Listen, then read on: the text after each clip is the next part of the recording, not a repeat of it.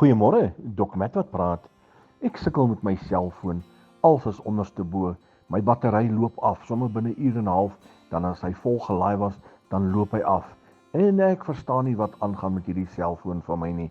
Jy sien wat ek bel net en dan en dan sal ek dalk 'n foto neem op my selfoon en ek is ver agter wat tegnologie betref.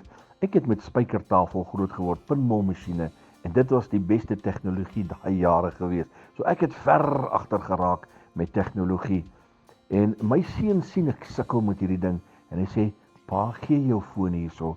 Hy vat my foon en baie vinnig maak hy my foon skoon, kry die battery reg en net 'n rukkie later is alles reg, alles is in plek. Ek sê vir hom, jy's 'n meester. Ek sou dit nooit kon regkry nie." My vriend, jou probleem is dalk nie so groot soos wat jy dink nie. Gee jou probleem vir die Meester Jesus Christus, en hy sal jou probleem uitsorteer. Dit wat vir jou 'n geweldige probleem is, dit wat jy nie kan oorbrug nie, dit wat jy nie kan verbykom nie, dit wat jou kwel en vir jou slaaplose nagte gee, gee daai probleem vir Jesus. Hy's die God, hy's die Meester wat alles sal uitsorteer vir jou.